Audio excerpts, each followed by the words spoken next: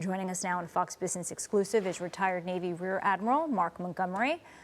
He's a senior fellow at the Foundation for the Defense of Democracies. Thank you for joining us.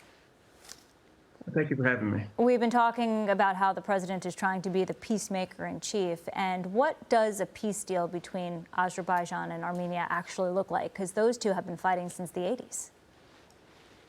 Yeah, well, that's a great point. The president has done a great job, whether it's Thailand, Cambodia, India, Pakistan, now here, Azerbaijan, Armenia. This is a 30-year frozen conflict that's had flare-ups and significant combat, particularly in 2023. This deal by the president really reframes it not as a territorial problem, but as an economic issue. And that's smart because that's someplace where both countries can profit. The United States can lead it in finance and also profit from it. So he's reframed this frozen conflict that was really based on territorial differences and constitutional issues as an economic issue. And in doing so, he's brought both countries to the United States to sign an agreement with each other, and then separately, bilaterally, each with the United States. So it's using trade as a weapon, but also as a way to get countries to come together.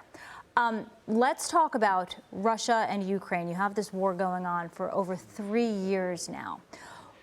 If President Trump and President Putin meet for the first time since 2019, next week, Fox is reporting it's likely at the end of next week. We're not certain where yet.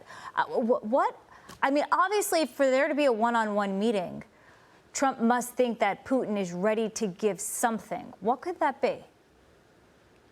I think at a minimum, Trump's going to insist a cessation to the kind of airstrikes on civilian infrastructure. Those are the cruise and ballistic missiles and the drones, the Shahed drone variants that hit Ukrainian cities every night and pretty indiscriminately hit civilian infrastructure. So first, as he has said multiple times, Vladimir, stop. That has to stop. And then they'll have to frame what a long-term deal looks like. And President Zelensky has already had these conversations with President Trump. And I think we understand where Ukraine is. Now the question is, will President Putin come to that same conclusion with the president? Bloomberg is reporting that Russia is saying it might keep the land that it already took. Is that something that, A, Zelensky would be okay with, and B, doesn't the constitution of Ukraine come into play where there's a territorial grab, it needs to go to a referendum? That's exactly it. The issue is going to come down to, is it a temporal acknowledgement, a temporary acknowledgement by Zelensky that land is effectively under Russian control? I think Zelensky can do that.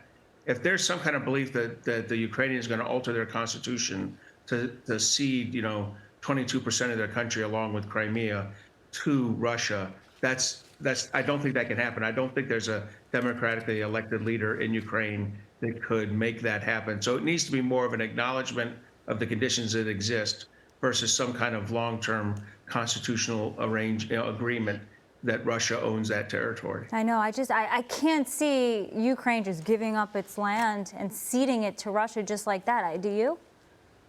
I don't. I think there's been too much sacrifice. And we have to say the Ukrainians have, there's been a lot more combat deaths by the Russians. I get that, but they were a 5 or 6 times greater population at the beginning of the war. Ukraine has sacrificed so much. Their economy is, in tatters. There's hundreds of billions of dollars of damage throughout the country that needs to be rectified. I don't think it can all be for naught. They need to say no. We acknowledge that there's a temporary ceasefire, but eventually, in a world without Vladimir Putin, some of that land's coming back to us. Yeah, and I guess you can get the countries to start talking about peace when you can get them to stop fighting, and maybe that the ceasefire comes first. Look, the rhetoric has gotten very heated. Admiral Trump and the former Russian President Medvedev, they were making really inflammatory remarks recently, and Trump said he's moving nuclear submarines into parts of Russia.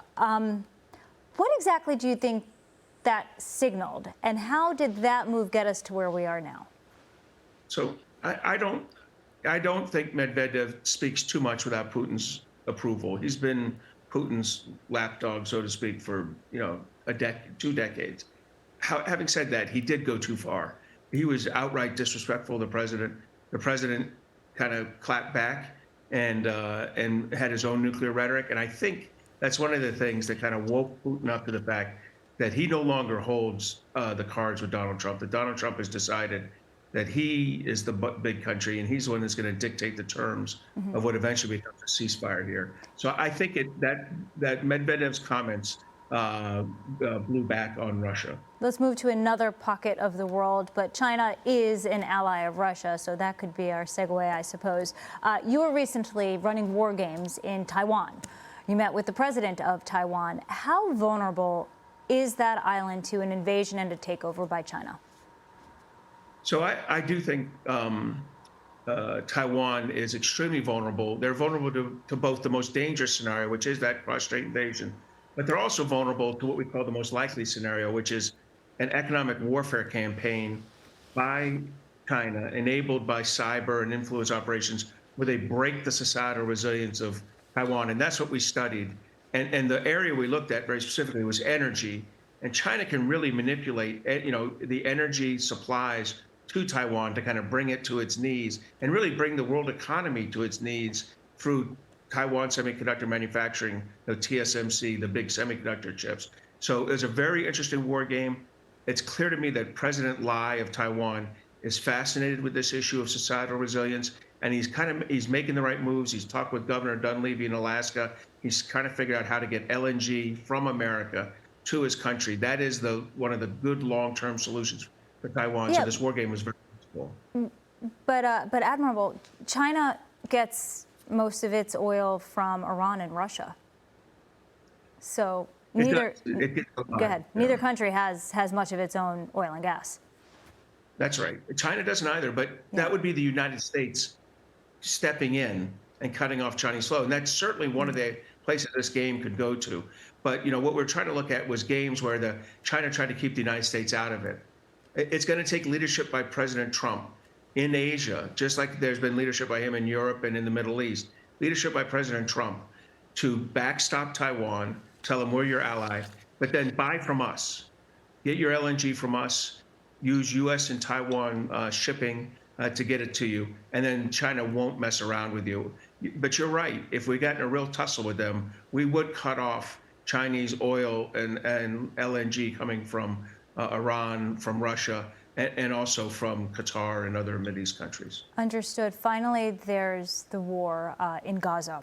The Israeli War Cabinet, they met for, I think it was 10 hours. So obviously this was a tough decision for them, but they approved an effort to occupy all of the Gaza Strip. But Bibi Netanyahu says, well, we just don't want Hamas to be in control. We want the Arab nations to run it. What do you see happening in Gaza? Well, first, there's a good reason that the Israeli army reportedly fought back against this decision, because this is a really hard mission. And they're going to put the remaining Israeli hostages at risk. They're in that 30% of Gaza that they don't occupy right now. It's also going to put Israeli soldiers at risk trying to do this. Really, without a relief valve, without a place for these Gaza refugees to go, say in Egypt, this is going to be tough. The real key here is President Trump getting the United Arab Emirates, Saudi Arabia, the Gulf Cooperation Council, the states, the Arab states, to step in and take over the financial and eventually the governance of Gaza from the Israelis. And the sooner that happens, the better, because this is a very difficult path that Israel is going down right now. Admiral Mark Montgomery, thank you for the time, sir. Thank you for having me.